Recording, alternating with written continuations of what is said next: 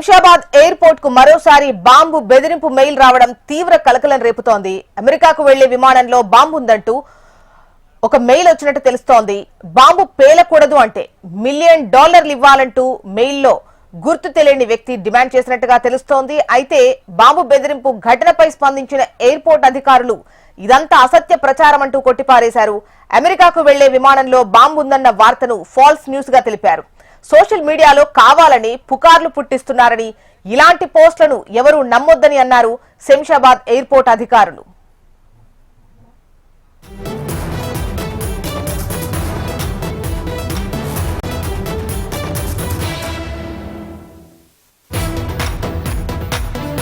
Shamshabad airport కు మరోసారి bomb బెదిరింపు మెయిల్ వచ్చింది.